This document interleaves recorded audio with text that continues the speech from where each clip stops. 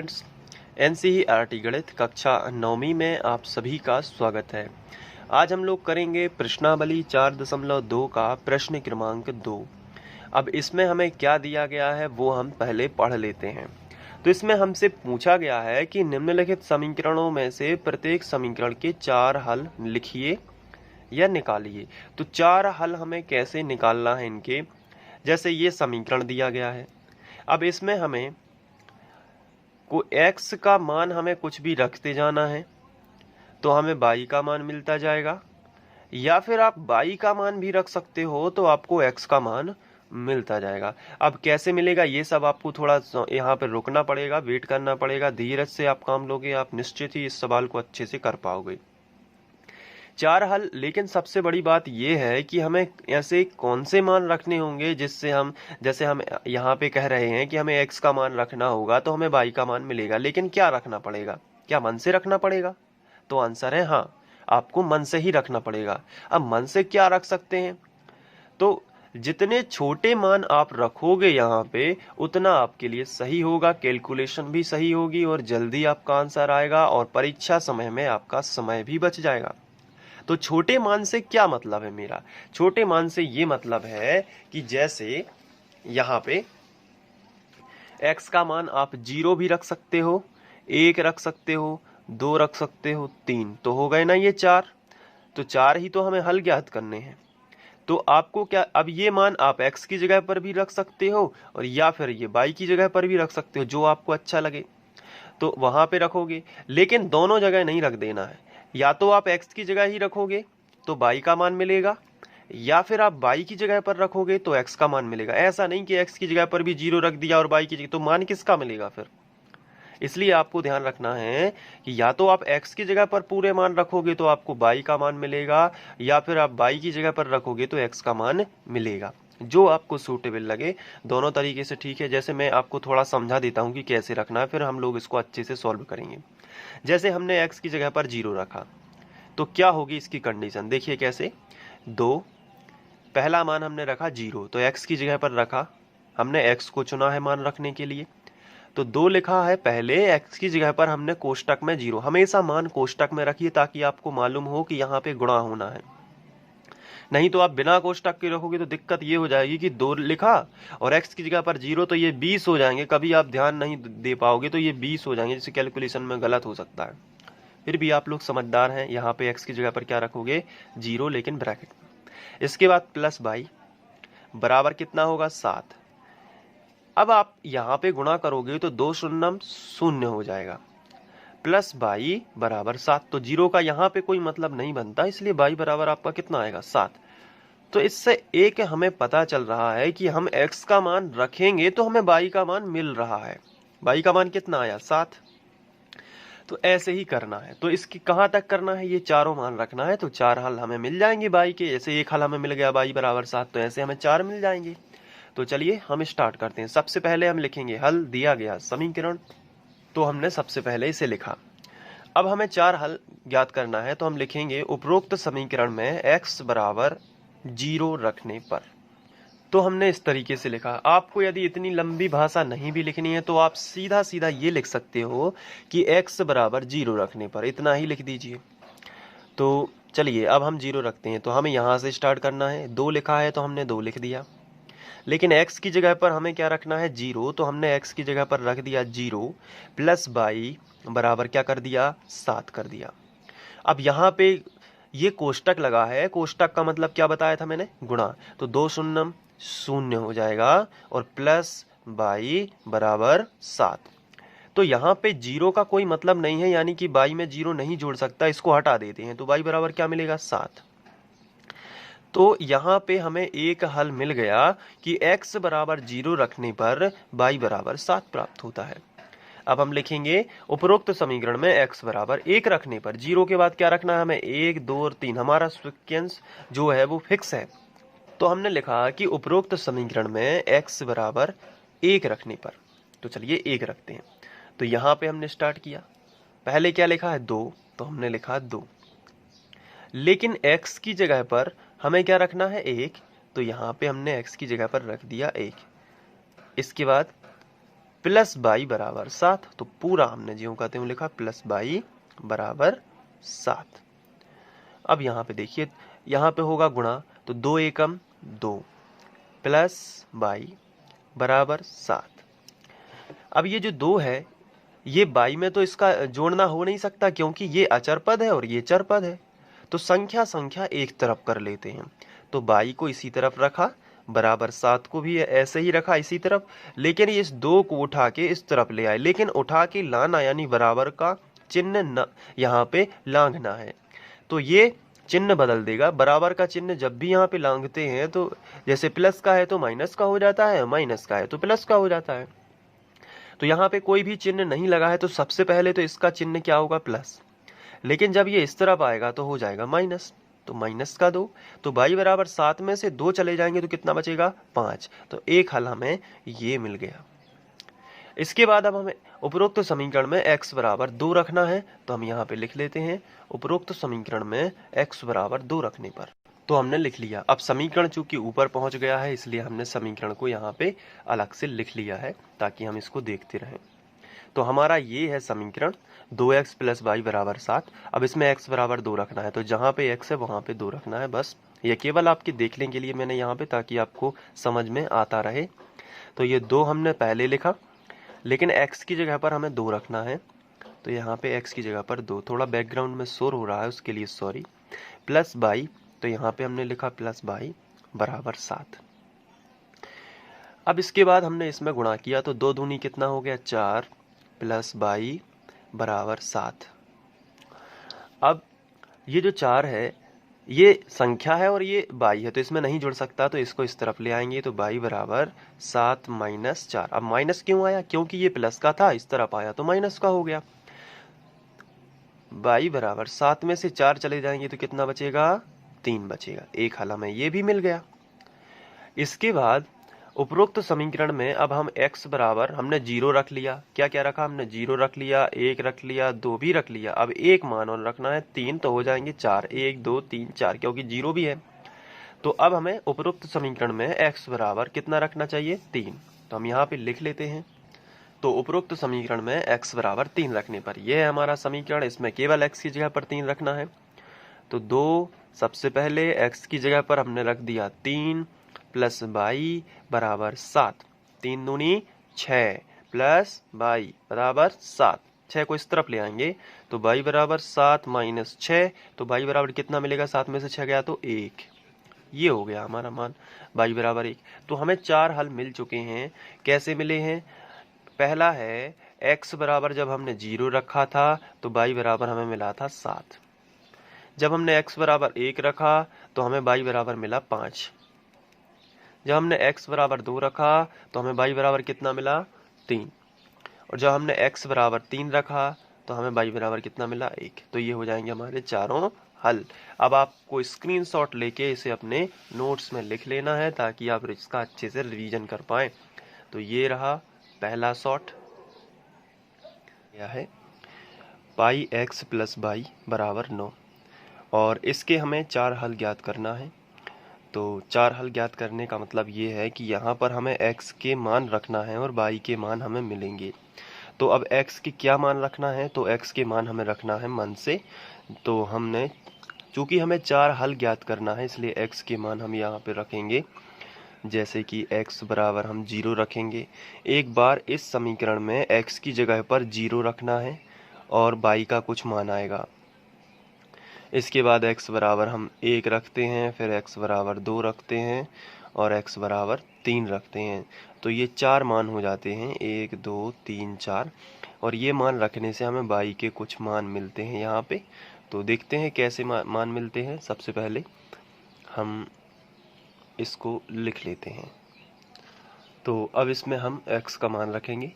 तो यहाँ पे हम लिखते हैं कि x बराबर 0 रखने पर,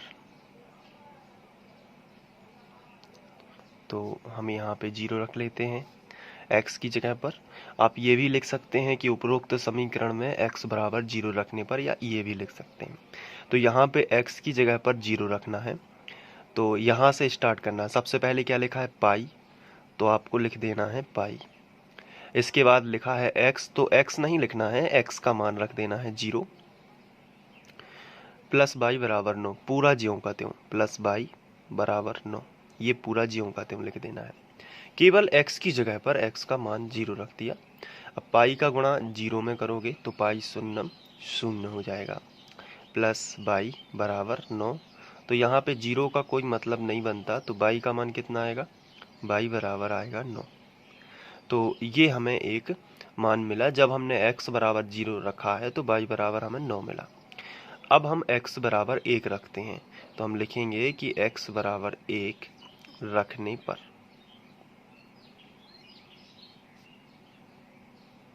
तो यहाँ पे x जहाँ लिखा है वहाँ पे केवल 1 रखना है। तो चेक कर लेते हैं, पाई लिखा सबसे पहले, तो उसके बाद क्या लिखा है x, तो x की जगह पर 1 रख देते हैं कोष्टक में, प्लस बाई बराबर 9, इस तरीके से लिख दिया। अब पाई का गुणा 1 में करोगे तो पाई एकम पाई प्लस बाई बराबर 9। अब बाई का हमें मान चाहिए, इसलिए अब पाई का हम इस तरफ पक्षांतर कर देते हैं। तो बाई बराबर, अब इसका पक्षांतर होना है तो इसको नहीं लिखना है, अब आगे लिखा प्लस का चिन्ह भी नहीं लिखना है, क्योंकि बाई अगर अकेला लिख दें तो वो प्लस का माना ही जाएगा। बराबर 9 इस तरफ लिखा था तो इसको ज्यों का त्यों लिखा, लेकिन ये प्लस का पाई इस तरफ आ जाएगा तो माइनस का पाई हो जाएगा। तो बाई का मान कितना मिला हमें, 9 माइनस पाई, बस इतना ही करना है। तो x बराबर 1 रखने पर बाई बराबर 9 माइनस पाई मिला। इसके बाद अब x बराबर 2 रखना है, तो हम लिखते हैं कि x बराबर 2 रखने पर, तो समीकरण में रखना है। तो ये समीकरण चूंकि ऊपर पहुंच गया है तो मैंने यहाँ पे अलग से लिख लिया है, यही था हमारा समीकरण। अब इसमें x की जगह पर 2 रख दीजिए। तो सबसे पहले लिखना है पाई, और x की जगह पर हमने रख दिया 2 प्लस बाई बराबर 9। 2 का पाई में करोगे तो आएगा 2 पाई प्लस बाई बराबर 9। अब बाई का मान हमें निकालना है, इसलिए हमने लिखा बाई बराबर 9, और ये जो 2 पाई है इसको इस तरफ ले आएंगे, तो ये प्लस का 2 पाई है, कोई भी चिन्ह नहीं लगा है तो ये किसका है, प्लस का 2 पाई है। इसको इस तरफ ले आएंगे तो हो जाएगा माइनस का 2 पाई। तो x बराबर 2 रखने पर हमें मिला 9 माइनस 2 पाई। अब x बराबर हम 3 रख लेते हैं, चूंकि हमें 4 हल निकालना है इसलिए हमें एक और लिखना पड़ेगा कि x बराबर 3 रखने पर। तो इसी समीकरण में हम x बराबर 3 रखेंगे, तो सबसे पहले क्या लिखेंगे, पाई,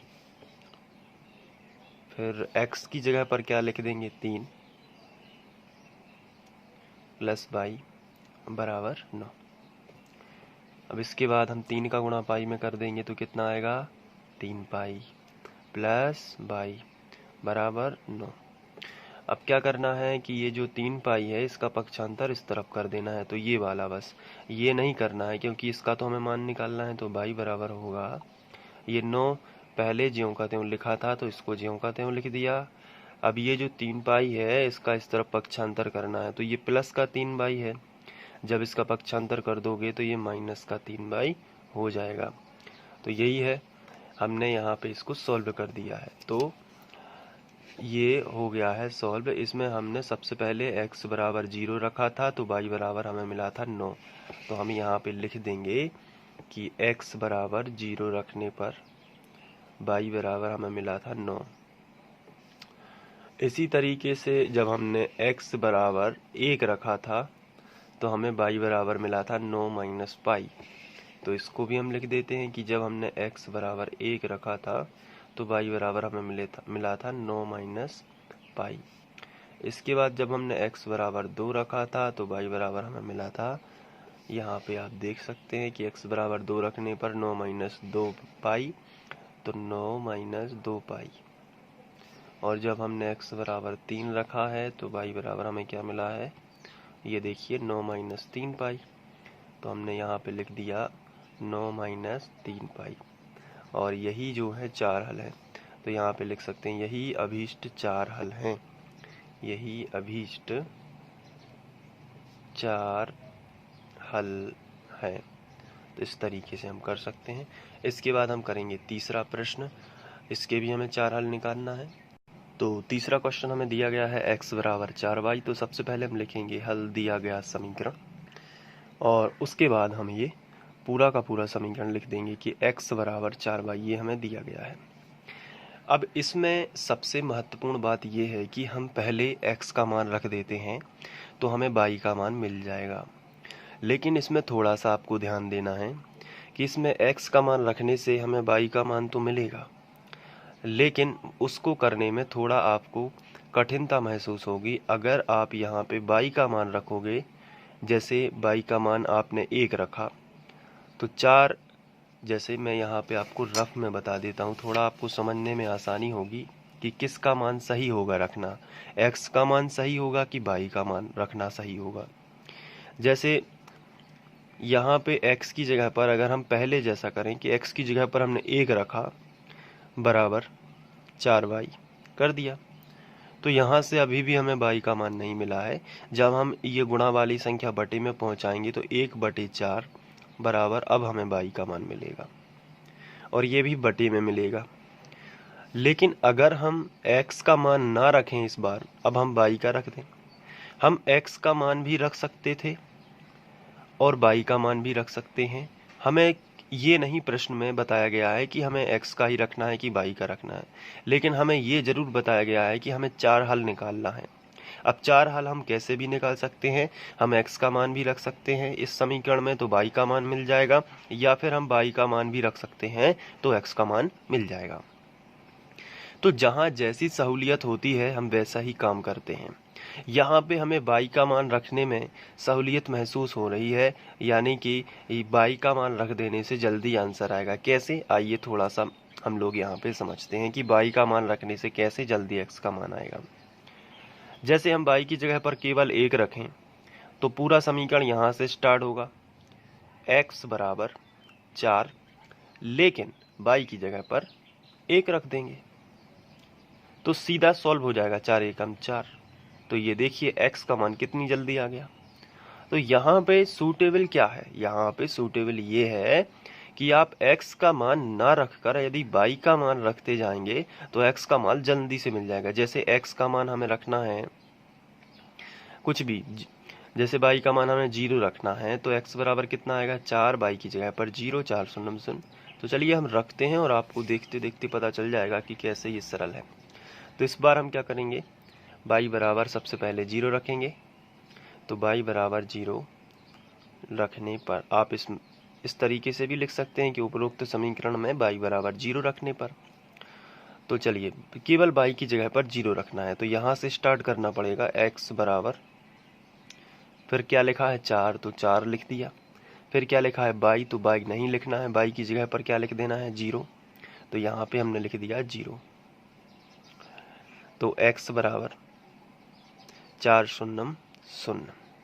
देखिए y बराबर 0 रखने पर x बराबर 0 आ गया, और कितनी जल्दी आ गया इसमें आपको पता भी नहीं लगेगा और आप सॉल्व करते जाओगे। तो ये सरल प्रोसेस है। अब 0 के बाद आप y बराबर 1 रख दीजिए, क्योंकि हमें 4 हल निकालना है तो हम पहले y बराबर 0 रखते हैं, फिर 1, फिर 2, फिर 3, तो हो जाते हैं 4 हल। तो y बराबर 1 रखने पर, चलिए अब हम y बराबर 1 रख देते हैं, तो यहाँ पे x बराबर 4 लिखा है तो 4, लेकिन इस y की जगह पर 1 रख देते हैं, तो x बराबर 4 एकम 4। देखिए कितनी जल्दी मान निकल रहे हैं इसके। अब y बराबर हम 2 रख देते हैं, y बराबर 2 रखने पर, जब हम y बराबर 2 रखते हैं तो जो हमारा समीकरण है वो है x बराबर 4y। तो अब इसमें हमें y की जगह पर 2 रखना है, तो x बराबर यहाँ से हम पूरा लिखेंगे, x बराबर 4 और y की जगह पर हमने रख दिया 2, तो यहाँ पे आएगा x बराबर 4 दूनी 8। तो अब हमें y बराबर 3 रखना है, तो y बराबर 3 रखने पर इसमें तो हम जितने चाहे मान रख सकते हैं, बड़ी आसानी से आंसर आएंगे। तो अब आपको बताना है कि y बराबर 3 रखने पर क्या होगा। यहाँ से स्टार्ट करेंगे तो सबसे पहले x बराबर 4 और y की जगह पर कितना रखिए 3। तो चलिए रख देते हैं y की जगह पर 3, तो 4 तिया 12।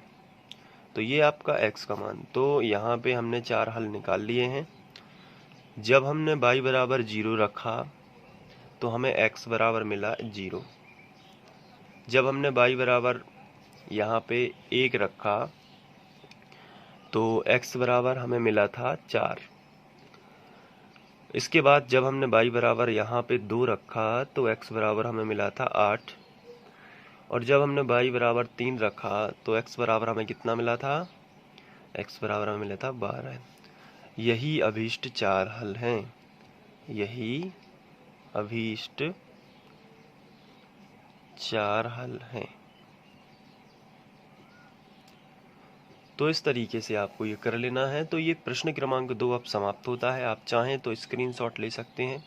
सबसे पहले आप प्रश्न क्रमांक 2 का स्क्रीनशॉट ले लीजिए, उसके बाद 3 का।